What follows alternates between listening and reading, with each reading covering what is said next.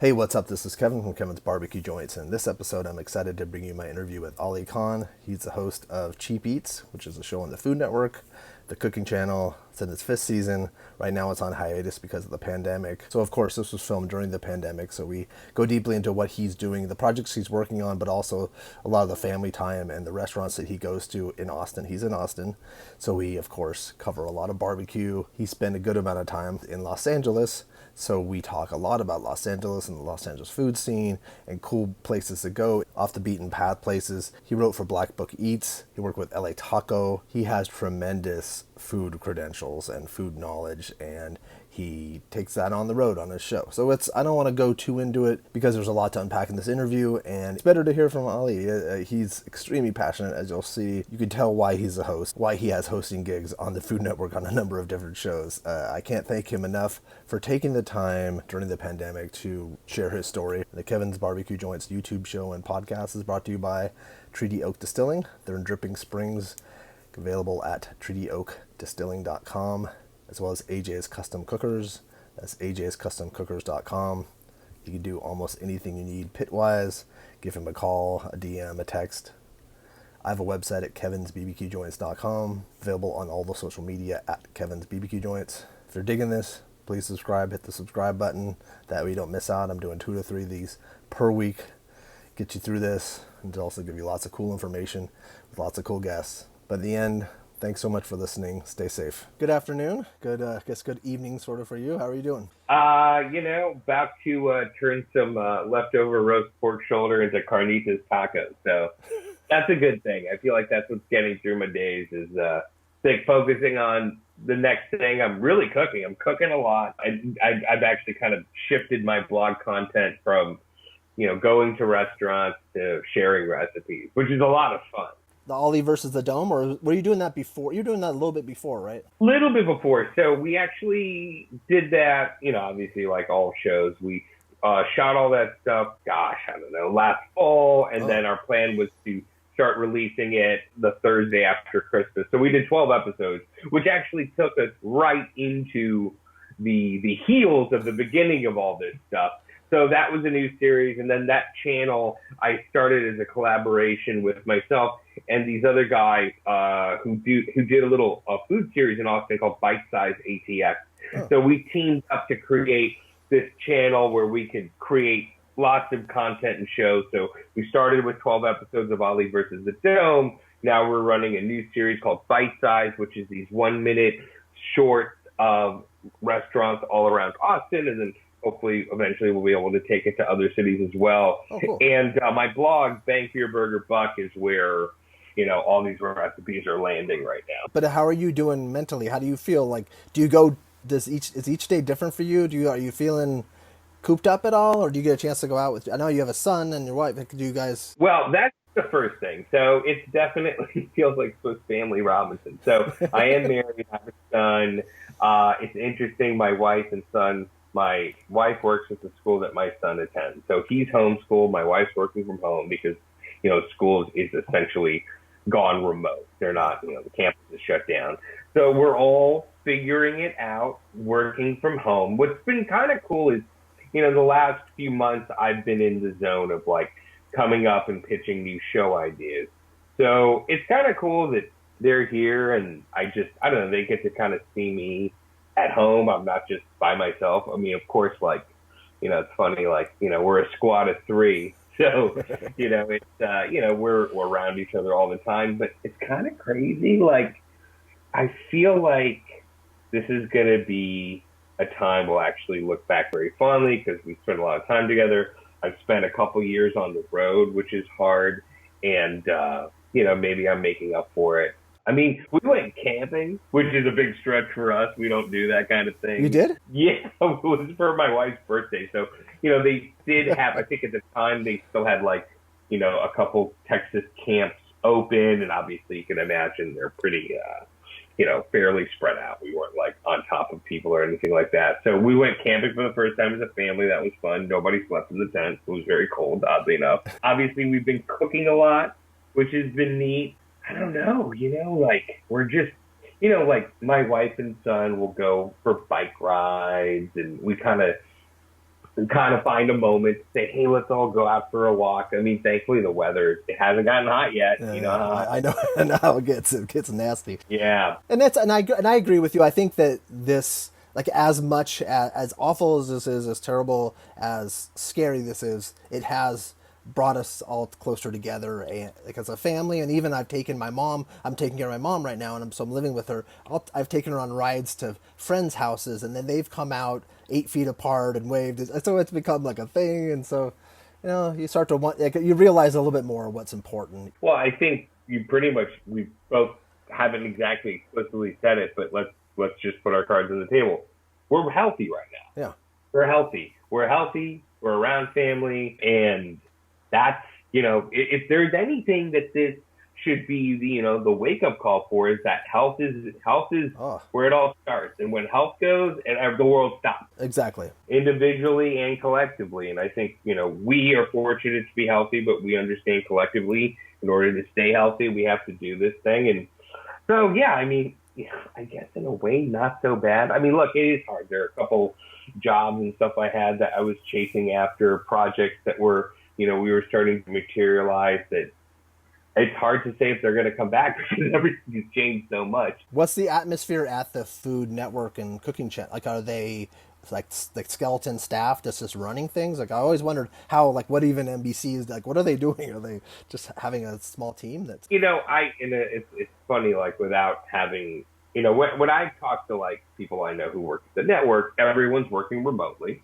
Hopefully, like, in general with the television business, shows that have been shot will be edited. There's also, it is interesting, and this is just what anyone can pull from just reading the news, internet, and all that stuff, is that I think people are finding a lot of comfort watching food, especially like cooking and stuff like that. So I feel like when I see some of my fellow Food Network Cooking Channel fam, like, everyone's cooking from home. People are making a lot of content and doing it in a way where, you can see kind of light elements of production. Mm-hmm. I'm friends with Jeff Mauro, who's on the co-host of The Kitchen. And I saw an Instagram post, and he had a C-stand and a camera light set up, but then, like, like an iPhone on a tripod.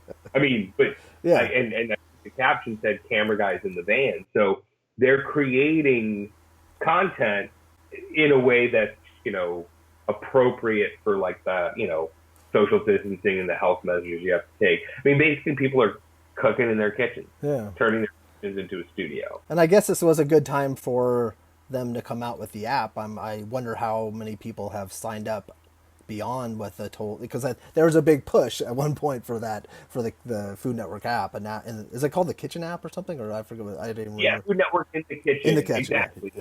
Yeah, no, I would not be surprised if, like, the sales of that. I mean, my guess is all what I have read, in the business or whatever, is that now everyone's just kind of we went from maybe like a fast walk, a light jog, to a little bit more of a, almost, I don't want to say a sprint, but we're moving into streaming. Mm-hmm. Streaming and all that stuff is where things are heading. I think people feel more comfortable purchasing content streaming than paying the cable company for those channel packages. And I think that's where that's heading. And I think Food Network in the Kitchen is essentially, you pay a monthly service fee. It has the same financial obligation pricing as streaming, and you're getting right to the heart of it, which is like, how do I cook this? And for people that you love or admire, it's a smart idea. And I knew that they were getting into it, and of course, like everyone is. And I'd heard that Disney Plus, they had certain projections of numbers that they wanted to hit by 2024, and they've already hit those numbers. But it wasn't like, it's funny too. You're talking to probably the only person on the planet who canceled Disney Plus, but right before this all started. Like, I got it this year, and for whatever reasons, like, I got it for my kid, and we just hadn't been watching anything. Even though it's like $8, which is like nothing compared to going to the movie theater, I'm already paying so much a month for all this stuff. Where can I trim? And I'm literally like, we haven't used this yet. I've used it once. And of course, I cancel it and look. Yeah, exactly. And for me, I haven't watched a lot of it. I watched I'm a Star Wars guy, so I watched The Mandalorian. I love that, and then I've watched like little behind the scenes. They've done some stuff on the Imagineers, but otherwise, like I'm not gonna watch like Bambi 20 times or something. Like that's not gonna happen. So it doesn't make make a lot of sense. Maybe Marvel stuff when it comes out. I don't know. Yeah, it's so funny. I mean, in the end of the day, like I think I'm just stuck to. I mean, cable obviously. I tried. I'm trying. I don't know. Cable and Netflix pretty much covers my bases. Because of Amazon Prime, we have Amazon Prime, and I recently found out that I had Hulu because I have some Sprint. I have a Sprint plan which gave me Hulu. So I have Play. Yeah, I think you're covered for the next 5 years. Did you grow up in LA? I grew up in St. Louis, actually. Came to Los Angeles for college, attended USC, and then 20 years had gone by. And, I came to LA really to get into the entertainment business. I was a theater major at USC. I had no plans of any kind of food career. It was all kind of incidental and accidental. So how did you get into Blackbook? That was it. I mean, it's really interesting how one job that takes you a couple months kind of repositioned everything. Yeah, so, pivoted you. I had been in Los Angeles for probably 7 years at that point. I'm 26 years old. So at that age, and also me being me, I had been to loads of restaurants, knew a lot about the bars, living the life, 26 years old, living in LA. And a good friend of mine who I knew from St. Louis was in New York, and he was writing for Blackbook magazine. Now, this is 2003. This is before Yelp. This is before smartphones, before people had the internet in their hands. And if they needed to know where to go, where to eat, that required some sort of actual written publication. So my friend, who we were buddies since I was 12, and we used to go out for lunch senior year and go canvas restaurants all over St. Louis. He was a food guy. He knew I was a food guy. And he was like, listen, I got to write this restaurant guidebook. I'm trying to hit up all the LA people I know. I think you would be perfect to work on this. And I helped write a restaurant guidebook for Los Angeles. And, I just kind of really got into it. And, this is how we did it.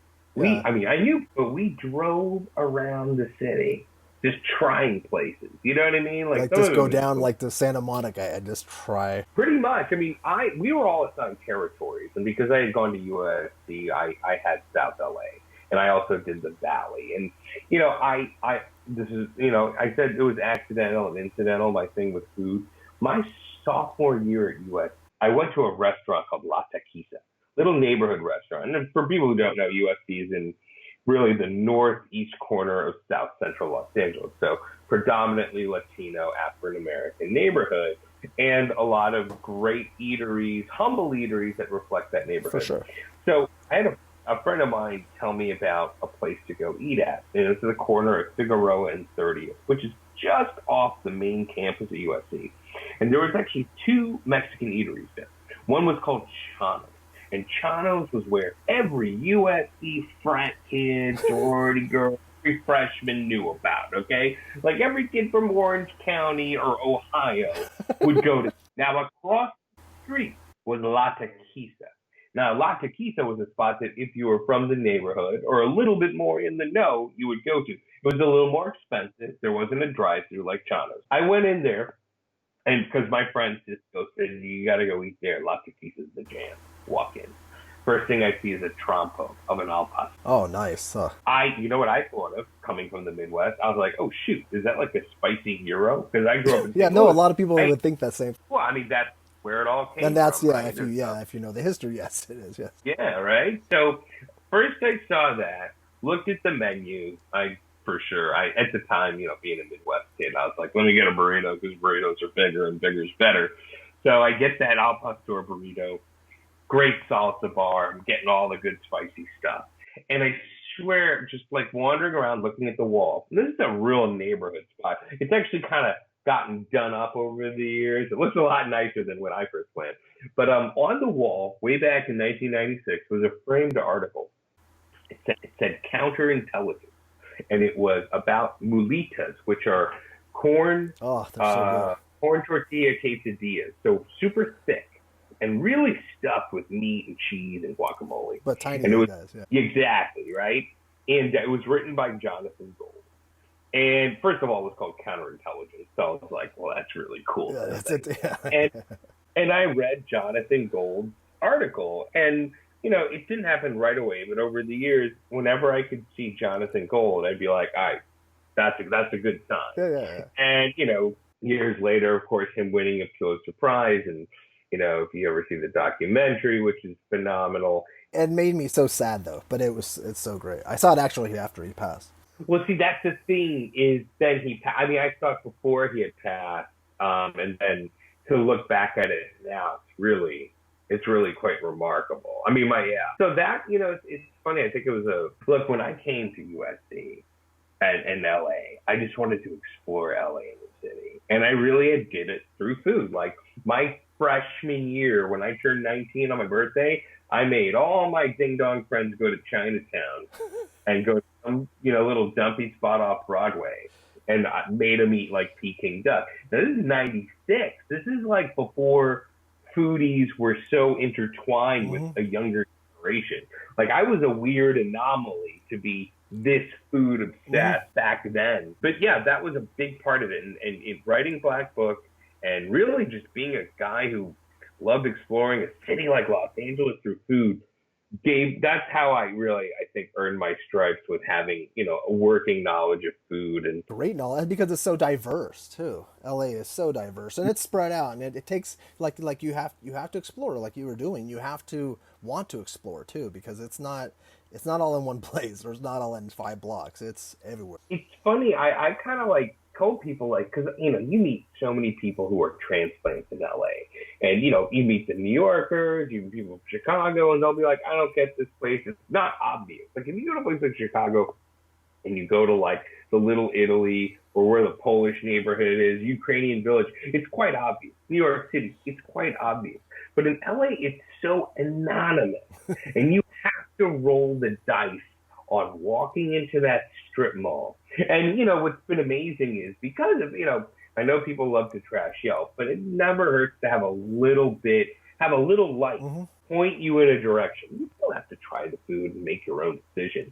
Yeah, it's a hard city to figure out. It's a great city when you're in the know.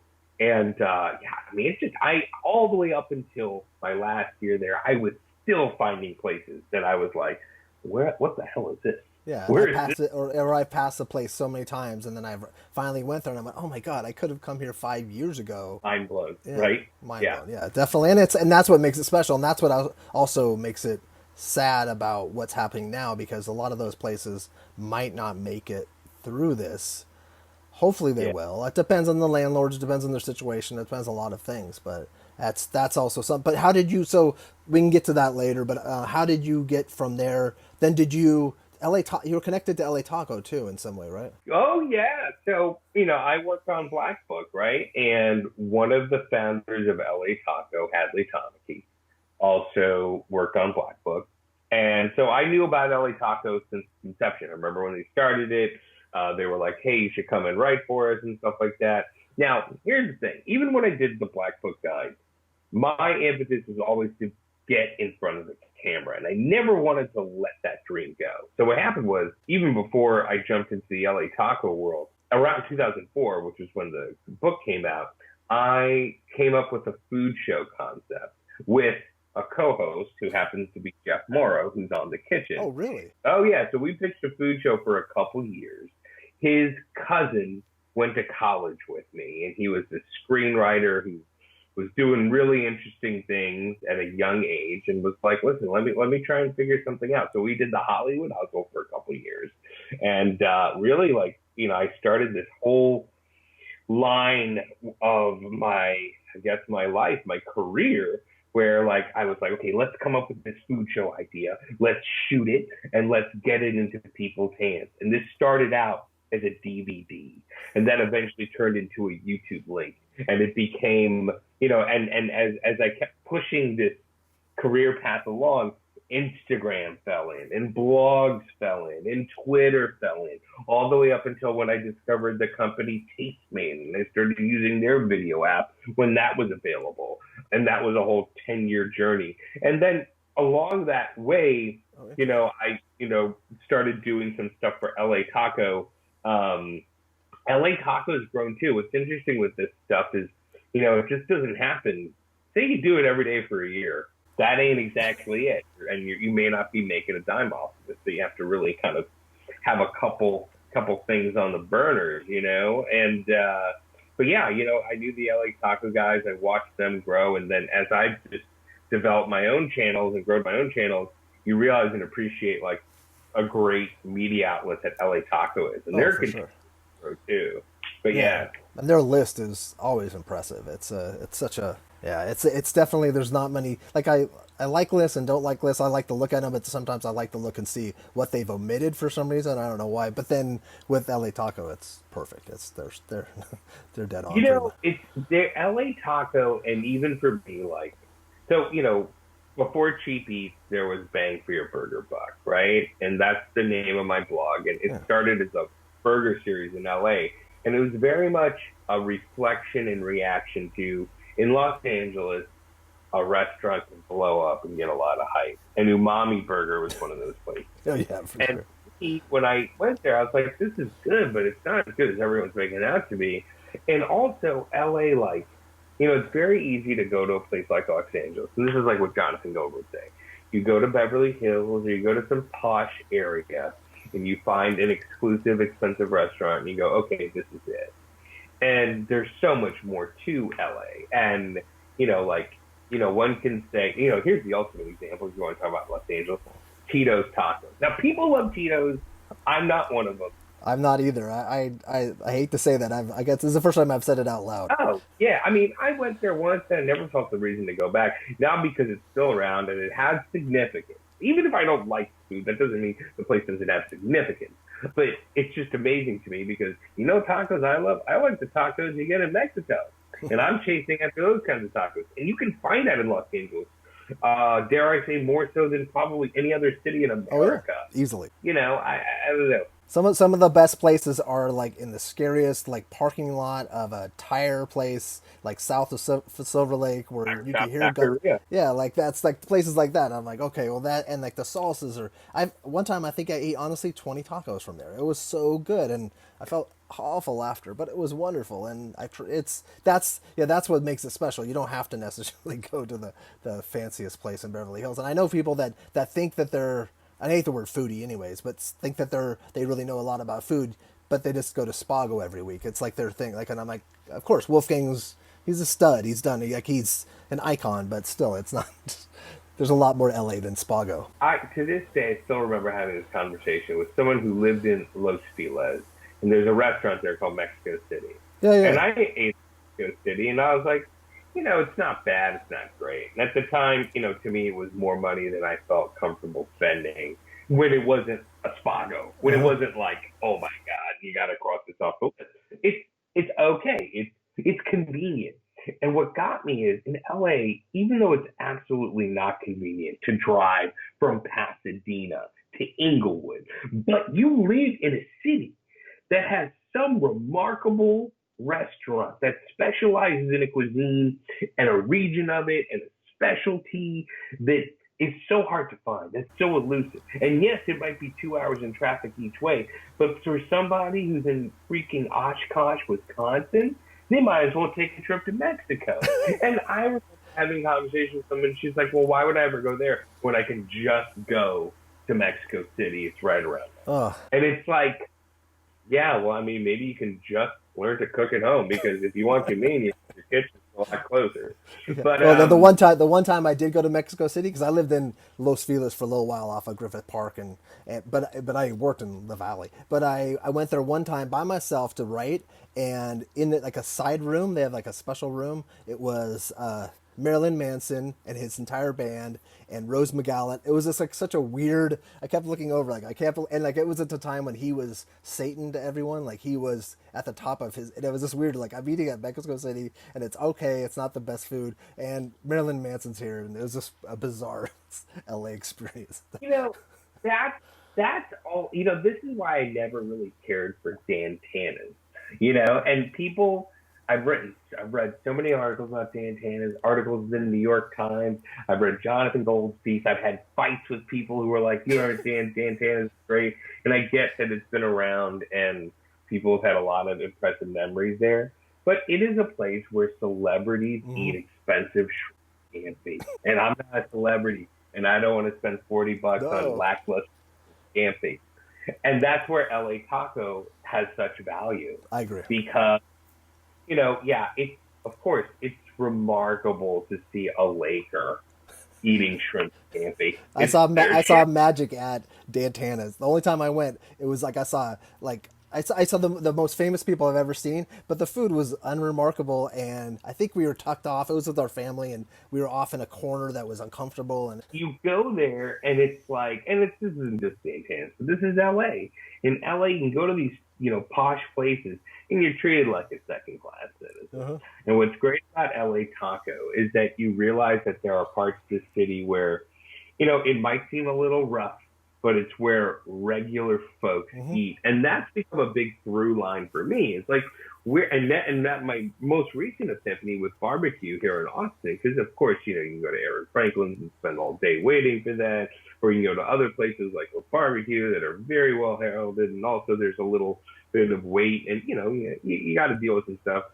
You know, nowadays I just love places where I'm just treated well, you know, and I think that's important to really recognize and keep that going, because, you know, I've been going to places, especially during this tough time, and one of the places I've been going to a lot is Terry Black's for a variety of reasons, and I know the guys there, and the more I go and the more I feel good about supporting them, and the more that they see me, like, great guys, they really are. They're great guys, and it's darn good barbecue. And like, you know, when I first went to Terry Black's, I was like, well, this isn't a trailer in East Austin, and I didn't have to wait in line. But I can tell you now, almost going on 5 years living in Austin, when I've just had Terry Black's just kind of randomly, there are moments where I'm having that brisket, and I'm like, this could be just as good as anywhere right now. There's always one place that has this particular meat or that particular side. That's why I like to go to multiple places. You know, I like it when, you know what? I want to feel like Magic with Dan Tanas. If Magic takes me to Dan Tanas, I'm down for Dan Tanas. Exactly. The three of us could go with Magic. That would be ideal. That's where I think something's missing. And that, you know, it is interesting. It's like, you know, we're in this business where people are like, where do I go? What's the best place? And, you know, I know if you met Nick Solares. Talked to him a couple. I love Nick. Yeah, I've known him for a long time. You know, I mean, I've been a huge fan of his blog, Beef Aficionado, way back when. And he took me to Joe Jr. a couple years ago, and we were talking about burger. By the way, Joe Jr.'s freaking phenomenal burger. It is so good. We were sitting there eating, and he said something to me that has just really stuck with me, which is, it is all about context. Like, there is a reason why somebody is elated and is over the moon about, you know, a certain restaurant, and there's more to it than, oh, they have the best meatloaf. Like, and, you know, it's our job to kind of really set up that scenario, you know, and also that way you can understand, like, listen, you know, like, if you can roll with Magic Johnson, if you don't mind spending $40 on, you know, like, linguine and clams, it's got the best linguine and clams. It's not about the linguine and clams. No, it's about being recognized. There's like, LA has a lot of that, but that's why I love the barbecue world, and that's why I've been doing this and been in this for so long. Is the people. It's the barbecue. It's the people in the barbecue world that I'm in love with. I love the food. I really, really love the food. I'm a huge carnivore, but it's the people and it's the connections, and it's like getting to know someone like you who has the same similar passions. That's what this is all about, and that's why How did you end up in Austin? Did you end up in Austin because of the like stuff you're doing with the Food Network, or was it just for another project? Or, you know, it was ultimately, it really came down to a family decision, but, you know, certainly Cheap Eats was a part of it as well. So, you know, cut to like year 20 of living in Los Angeles, cut to me chasing a food show dream for 10 years. And for 10 years, I spent more time for it not happening than it actually happening. And, you know, I found myself with this opportunity to make a pilot, a contract, and, you know, obligations to both the network and to a production company. And, you know, it's funny, when you come to LA, you kind of go, I'm here to like make it, baby. You know what I mean? I'm here to, to get into Hollywood. And the irony for me was the biggest opportunity I ever had involved Food Network, which is in New York City, and it involved the production company that I was contractually obligated to, that oddly enough happened to be in Washington, D.C. Oh, really? So what brought me to LA, the opportunity actually said, you don't have to live in LA for this, and plus the overall concept of what the show is, Cheap Eats, which is traveling all over the country. Exactly. That kind of made me go, you know what? All of a sudden, maybe this isn't the only place I can be, right? The other big thing was, I got married, we had a kid in 2011, and right around then, living in Los Angeles, we were fortunate enough, but we also found ourselves owning a home, but it was a loft in downtown Los Angeles. And we had a kid who was only getting older. And, I wasn't originally from LA, neither was my wife. And we also struggled with the idea of going, well, what is the best option for school for him? And, my wife and I both were very fortunate. We both went to these really great secondary schools, and we wanted to be able to offer that for him. And my wife repositioned herself with work. And she basically said, she had worked for at-risk youth for giving mental health services in South Los Angeles. Wow. But she said, I could also take this and be a school counselor at a private school. So she started looking at jobs at private schools in Los Angeles. But then because, they don't always just come there, she started expanding that search. Now, if you lived in a place like LA or New York for a long time, and especially if you're a person who's like a creative who comes to a city like LA or New York, part of you is like, man, do I have to live here? Because it's expensive. There's a lot of ups and there's a lot of downs. So, there had been maybe a list going of where else could we live? My wife had gone to grad school in San Francisco. The Bay Area was on the table. And then you hear about the other cities, those other cool cities, right? Because of family and whatnot, we visited. Charleston was on there. Philadelphia was there. That's where my wife's family is from. It's also close to New York City. And Austin, Texas was one too. So at one point, Austin was going to be where we'd shoot the pilot. So Austin was on the brink. You hear cool things. And again, when you lived in a place like LA for so long, you hear things like, hey, I'm thinking about living here now. Where other place we can be and, chase a creative dream or chase a certain lifestyle, but, it be a little bit more accessible and, better quality of life to a certain degree, right? Because money matters. So she got an offer at a school in here in Austin, and she ended up taking it, and that's where her son goes to school. And we visited Austin, and I went to La Barbecue, among a few other places. But we went to La Barbecue, and that's where we cheers a tall can of Lone Star. It's probably the last time I drank Lone Star. And said, hey, let's move to Austin. It just was like, it was for family, first and foremost. But I also felt comfortable going, hey, and also I've been in LA 20 years, a long time. I'm itching to get out too.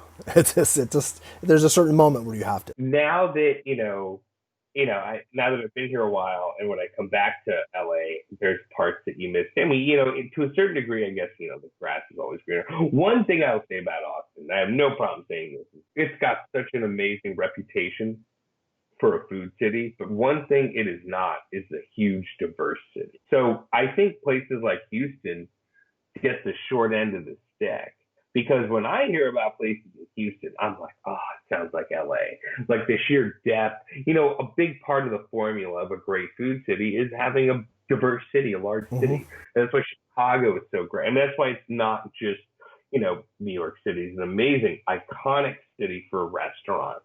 But what Chicago was able to build in the mid 2000s by, of course, hype and reputation, but look what they have. You can eat high on the hog and low on the hog, and it's all good. Yeah, and Houston definitely has that. It has a huge Asian community. It's definitely. Have you gone to? I don't think I've seen an episode. Have you gone for Cheap Eats? Have you gone to Houston? We thought we haven't. We did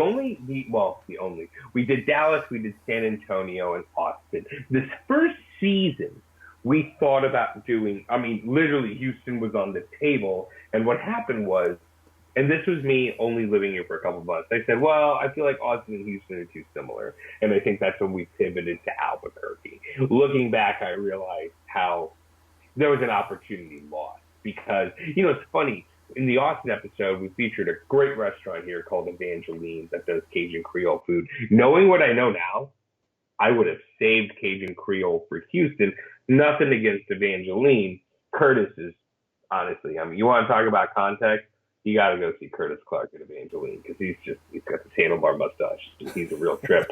But I mean, Houston, you talk to anybody and they'll tell you East Texas takes their food down seriously. Yeah, yeah. And I absolutely adore New Orleans. I was there shooting a show for 2 weeks.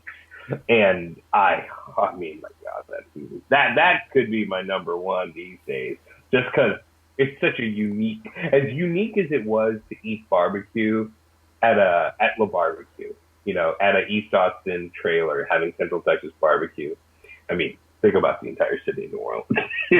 And that's what scares me too about what's happening now. But that's one city that I have never gone to. I went cross country and I went almost everywhere, but we didn't go down there. It was just I think we had to get up to Colorado or Wyoming or something. We had to go, then we missed it. But that's somewhere that I've always wanted to go, and I'd like to go back. It's also different too going there. My brother went there more with his family for fun, not as much really into food. And I feel like if you go there for food, it's a different, or food and music, I think it's a different animal. Oh yeah, and I mean, New Orleans is.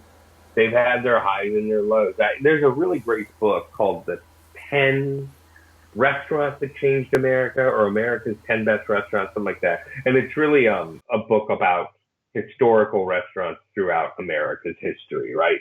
Places that were game changers. And one of the fascinating things about New Orleans is, in the 1800s, like, it was an important city. It was more populated than New York.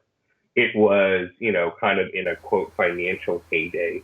And they created a cuisine that's theirs, full-on old cuisine. You talk to people who are like in the East Coast, New York, Philadelphia, and they're like, oh, they have history, they've been around. Yeah, but you're cooking Italian food. Mm-hmm. They're called Italy, okay? New Orleans is, that is money. Come on. Cajun Creole, that's what it's all about. I mean, that's what they're all about. And there's no other place that does it better than there. Did that episode come out? We did a Cheap Eats New Orleans. It's funny, I actually was there for 2 weeks for another show called Spring Baking Championship that came out 2 years ago. And I just, I was there because of the show. We did we did 8 episodes. It took about almost 2 weeks. And, every night I was out eating. It's really fun. Do you enjoy doing those types of shows? Yeah, I've been a judge on Chopped. Those are very short engagements. So you're there for a 1 day. Spring Baking Championship was like 2 weeks. That was a tremendous amount of fun because I have a theater background. You're on this giant sound stage and, just the sheer excitement of, I mean, it's tough if you're a contestant, but someone's going to win, someone's going to lose a challenge. And then, of course, the ultimate, probably one of the most satisfying moments of doing TV was, and difficult because I was just so nervous, was actually declaring the winner. I mean, I can only imagine what it's like win or lose the thing, but I mean, it's like a big old secret. And then you actually have to do it. Yeah, I do enjoy doing that stuff a lot. Doing a show like Cheap Eats, like, that was 5 seasons, 59 episodes. You get really close with the crew. And, for lack of better words, that was kind of weird to say, but that was like my show. I mean, that was very much a vehicle for my personality as well too. So that's kind of special too. They're just different fields, and there's different it's for some reason Spring Baking Championship reminded me of doing the stage days. It felt like you were entering a theater and you had an audience and stuff. It's just when you're doing Cheap Eats, like, it's kind of like student filmmaking. You're in a little corner in a pocket of a diner. Uh-huh. There's grease flying everywhere, and somehow you're making it happen. I mean, that's what's cool about doing student films. You're like, hey, we're gonna make this no matter what. Spring Baking Championship that's grandiose. You know what I mean? You got a crew of 100-something people. There's trailers and all that stuff. It's a whole different animal. Those are really popular shows. I think what's interesting about these competition shows is that when they're baking, they involve a visual element that translates so well on TV. Oh, so well. Like a plate of savory doesn't look that. I mean, you could do something pretty wild or over the top, but you see I mean, you have to kind of almost look at the culinary world. You know, when I did the show, they were like, have you looked at what's happening on Pinterest? If you look at Pinterest and visually what's happening with baking, it's really, really fascinating. And the payoff is the sight. See, that's the thing. Like, you know, of course, with certain food genres, people are going to appreciate a smoke ring on a brisket, right? Yeah. But that's two colors, brother. Brown and red. Exactly. No, exactly. I mean, it's no, I've been baking more the last 3 months than I have ever baked in my life, and I appreciate it, and I appreciate the end result. It's a beautiful, and when you do it as close to right as possible, it's gorgeous. It really is. And what people are doing on those shows are pretty amazing. And I even tried to watch on Netflix the Great British Baking Show, and I get it. I understand what it's fascinating. Have you seen Nailed It? No, I haven't. Which one's? It's the one where the amateur bakers have to make a beautiful over-the-top cake, and they all fail tremendously. It's comedic. So the whole thing, it's hilarious. That is I thought you were talking about Blown. Have you seen the Blown Away? It's a glass blowing competition. No, oh my goodness. It's actually really good. Like, it's shockingly good. I don't know. You would think glass blowing competition, but they edit it to make it exciting, and there's something about that world. And I understand competition shows. So then, for you, do you ever see yourself wanting to do theater again? Is that something that you would like to do? Well, it's going to be tough in these days. Yeah, I'm not talking about like next week, but yeah, no, you know what? Right now, it's funny. We're toying with some new food show concepts. So I think, you know, it's funny. Like, the theatrical element, I think that I really enjoy a lot.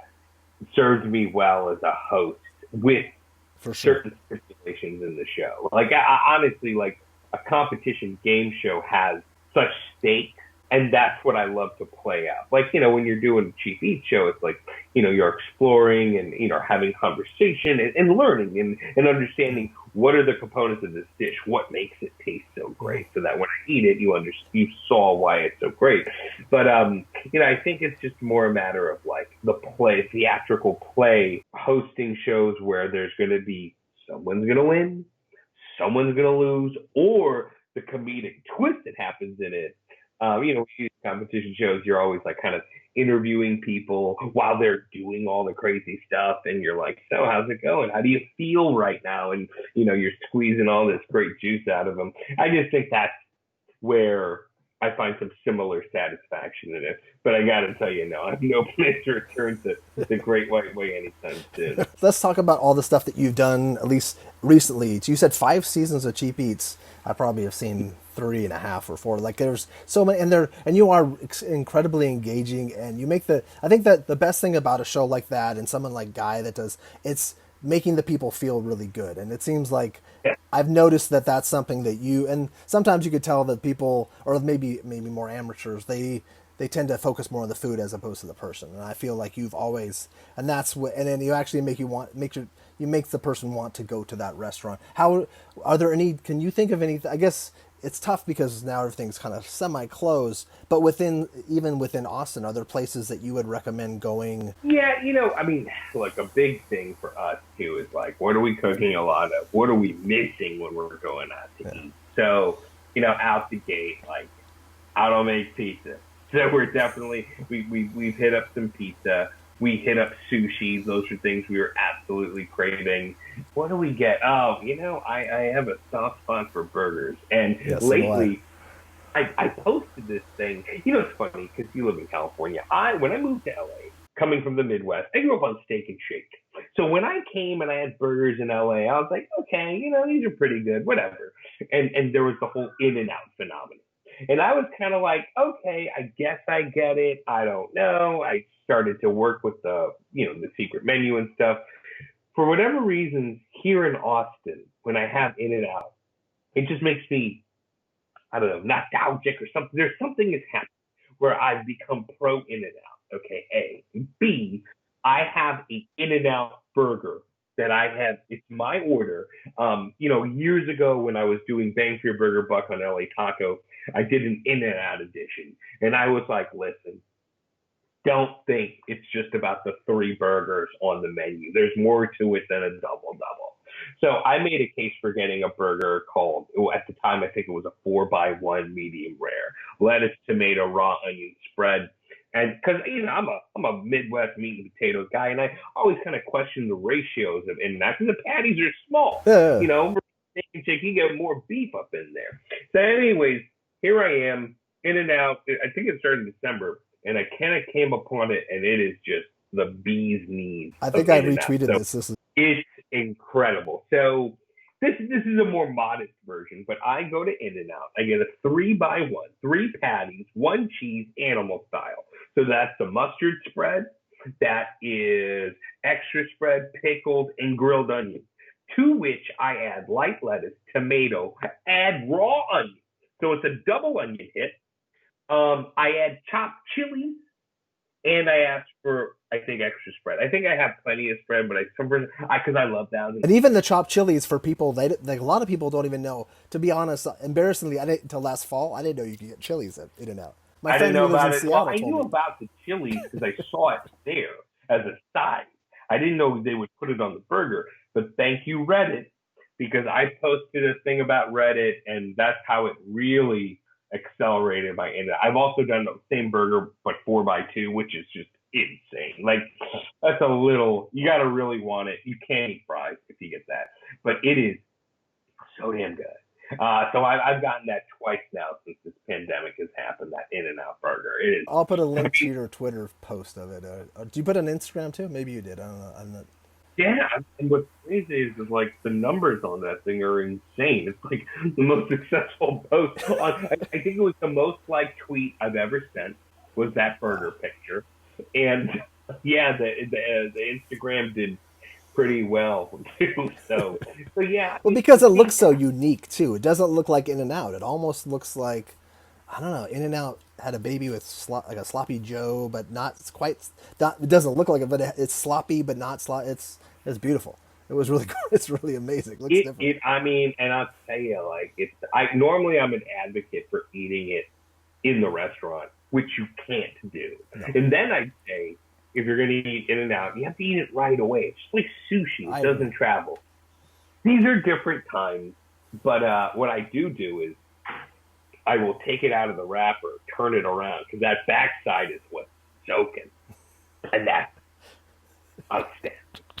There's just no other way. I went to, I know people have Five Guys. I always like Fat Burger. That's a solid burger. And there's loads of burgers I think because they season it properly. There's something about a Fat Burger and you can get the egg on it. You can taste the seasoning for a burger that's cooked. I'm a medium rare guy. And in both cases, In-N-Out and Fat Burger, they're obviously cooked through.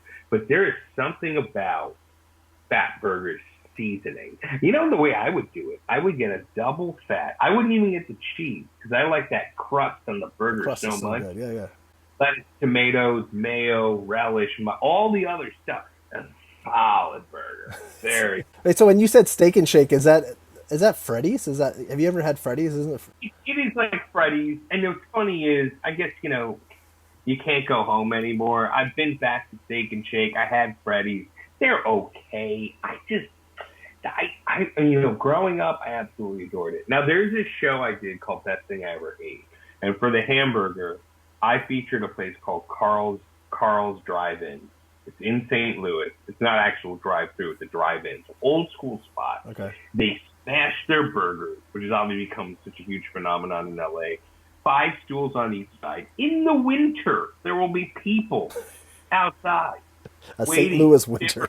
And you know what? Not a damn bit of sauce. I don't even put ketchup on it. Like, that meat is just greasy goodness. Usually when you eat it, you'll go to sleep in the afternoon, especially if you have their house-made root beer.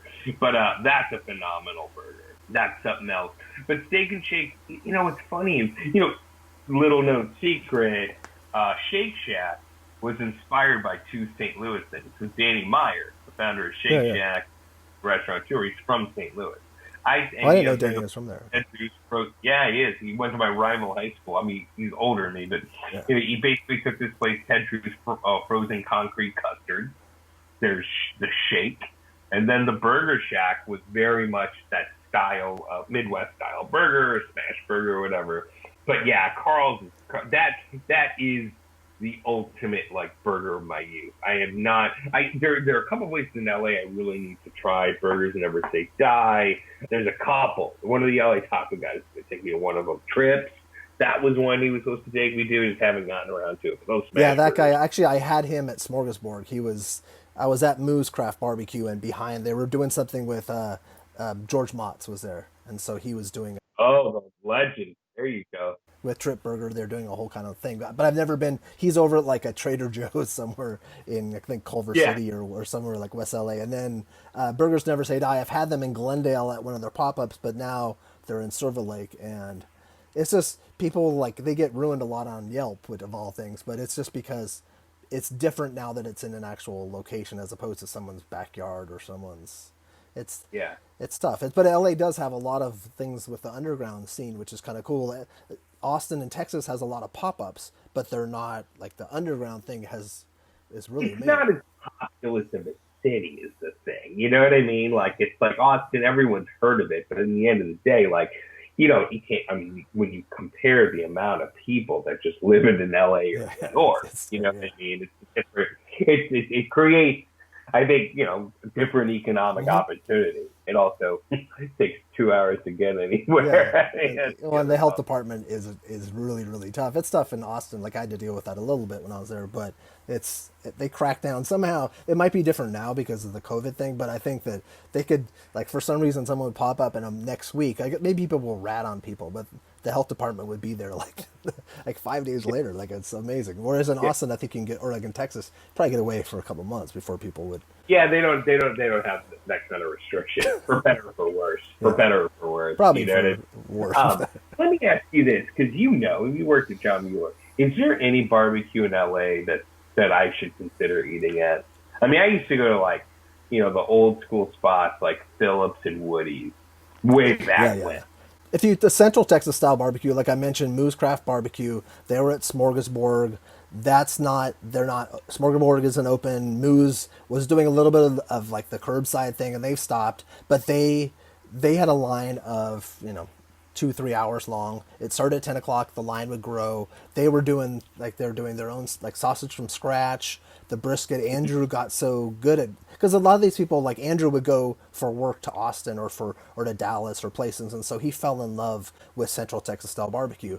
Bert, who had Trudy's Underground Barbecue, who now has Slab, is on Third, kind of by like Cedars, that Third over there, and his place, it's phenomenal. But he can't cook with his offset. He has to cook with I think a Southern Pride, or he has to cook with a rotisserie type cooker. Those two places. Adam Perry Lang has his place, but it's different. It's not the same. It's more Adam Perry Lang's version of barbecue. He's got his own style. There's not a lot. There's a Flat Point Barbecue which just opened up right before he opened up right before that. It was over on where Ocean Park and Main Street is. He was opening up in a liquor store called like Surf Liquor or something. He had like a lamb shawarma. He would do pastrami beef ribs. It was really really good. He's doing some stuff for I think he cryovacs things now. But there's guys that are doing some and then Heritage Barbecue, which is in Orange County, they have an offset. They're opening up in San Juan Capistrano either later this year or early next year. They're going to have 2 1,000-gallon offsets in San Juan Capistrano, right in the heart of San Juan Capistrano, and his stuff is awesome. He's been doing stuff a lot for workers, like for unemployed hospitality workers. Now they've been giving away free food. They just did that giveaway on Sunday, I think, but in Anaheim or something. But there's 3 or 4 places, but yeah, like the Woodies and the Phillips and those, like they're all right. They're really saucy, and it's nostalgic for me. It's nostalgic for me, but it's not. Yeah, I mean the thing is, I remember going there and also learning the lesson. I will never order beef in a barbecue restaurant until I came here. But I mean, they're almost like they had that crazy spicy sauce. It's almost a different category altogether. It's a different, You know what I mean? It's like, I don't know, to me it would be like nostalgia hood barbecue Exactly. versus like kind of the specialist or whatever. But would you say, like, in understanding that, guys are kind of doing different stuff, but say, I mean, I've heard great things about Trudy, now Slats, right? If they opened up here, would they give like La Barbecue and Mickleway to run for their money? I think they'd be up there. I think that because they'd be able to, I think they'd be able to hone their craft better. I think that they're both passionate. Andrew and Bert are both, and Michelle, Andrew and Michelle are married. Michelle makes all the sides, and she also helps with making the sauce. I think that they would. It's just doing it like they do it once a week. Bert now he does it 7 days a week. I think that they would. I think from what they were doing, from what Bert was doing in his backyard in Studio City, it was like it was an epiphany. It made me it reminded me of what it was like when I lived in Texas, and I thought, okay, this is close. And then Andrew, the first time I had it, it was good, but it wasn't as good as it became. His food has become really good at Moose, but they think they would, but that's about what we've gotten here, and we have a heritage which is Danny Castillo, but it's not. How is a Bloodstone? I never had Bloodstone. Bloodstones. Well, I used to go visit Kevin. I was one of the first. Like whenever I see Kevin, I'm Kevin, so he always calls me Big Kev, but he's like giant guy. And but I was one of the first people I think that blogged about him, and so he's taken me under his wing and been really nice. When he was down south, like in when he was in Compton, and I think maybe he was just surprised that I would come into Compton for a barbecue, and he's like, "Oh, this crazy kid, this crazy white kid, what's he doing?" But when they partnered with the guys who have Golden State Burger. Have you ever had Golden State? A million years ago, yeah. But they partnered with those two guys, James, I think it's James, and I forget the other guy's name. But they open up, and it's good. But it's not the same as, I don't know. Like I hate to like disparage them, but it's not like it's a decent meal, and I love Kevin so much, but I don't feel like it's as good as it was in Compton. And Kevin actually Kevin Bloodstone lives in Texas now. He lives in Seguin maybe or something. I forget where he lives. He lives somewhere, and he wants to. He's talked about opening a place up again in Texas. There was a spot I went to that was Horse Thief Barbecue. Yeah. And like on paper, and I knew one of the guys there. We're friends on Facebook, and he's a lovely guy. Yeah, I met those guys when they were before they opened. Yeah, they came. I remember before I'd even tried this, I remember eating brisket there going, this is dry. I don't want to eat this. Mm-hmm. In fact, I never ever wanted to eat brisket more in my life than when I first moved to Austin and had it in 2015, straight up. But it's Horse Thief, I've been extremely disappointed with their food. And it's been featured on a lot of things, and it's amazing that, and I knew that like one of the guys when I worked at Smoke City Market in Sherman Oaks, they came in and they met with me and the owner because they were talking about a concept and they wanted to open something. And then I found out later on one of the guys left, or he has a place called AJ's Tex Mex Barbecue. It's in Sherman Oaks, kind of by Laurel and Riverside. It's good, but it's not quite there yet. It's interesting. I have people who are like, oh, you should try. And obviously Central Texas for barbecue has become such a phenomenon. True. And I have had I went to Hill Country in Manhattan. I had good brisket. Mm-hmm. I had good brisket there too. I was kind of like a little ticked. I'm like, I'm in the middle of freaking Manhattan, and I'm eating brisket that was pretty damn good. Have you been to Hometown, to Billy Journey's place? I have heard Hometown is phenomenal. This is the other thing too, is when I'm going to New York, I want to have what is unique to New York. You know what I mean? Like I feel like I'd have to live in New York to kind of go there. So in the end, like what are you working on like right now? Where can they catch everything that you've done and that you will be doing? Well, I think the easiest thing, because I'm always spitting it out on social media. So if you go to Ali Khan Eats on Instagram, on Twitter, Facebook, I'm always sharing stuff. That's where you can find links to my YouTube channel, which is the YouTube channel is actually called Good Sauce. We're running this series Bitesize, exploring little eateries all over in little 1-minute videos. I'm a big al pastor guy, and I can tell you're in Los Angeles, which I think king of al pastor. That being said, our latest video, it released last week, all about Vaquero. It's called Vaquero Taquero. Amazing al pastor. 1-minute video. You should check that out. YouTube channel is called Good Sauce. Hope to have some new shows on the way. I mean, we're in that weird development world where people are exploring new ideas. We're not sure how we're going to make these shows yet. You can obviously still catch Cheap Eats Tuesday morning, 9 a.m. Central, 10 Eastern. You might have to do the math on Pacific. And there's this other show I do, Best Thing I Ever Ate, that trickles in new episodes every Monday. Monday evening. Are you on every episode coming up? No, I did 4 of them. They're just, they seem to churn them out. They don't just kind of start and rip through all 26 episodes. They're kind of trickling things through there. I love the production value now. If you look at old ones of those, it looks reddish or something. Like it seems like you could tell. It's shocking. No, it's weird. I mean, that's kind of the craziest thing. Like when you look at guilty pleasure, I love the WWF, WWE, and even when you look at some wrestlers that are still around to a certain degree today, like Triple H, kind of The Rock. You look at them. You look at that stuff from even the early 2000s. Yeah, I know. It's amazing, just the production value. I mean, I've seen a huge spike in my production value just from moving into a newer smartphone. I have a Pixel 3, and the camera on this thing is insane. The pictures have been taken. I think that helps out why my internet looks so good, because it makes sloppy food look pretty I know it is. We are living in like the renaissance of great photography and for not that much money. And I'm sure that's how it is on the higher levels. You could probably buy an amazing camera for a lot cheaper than it was 10 years ago. Well, this is the thing, is that that higher level is our level.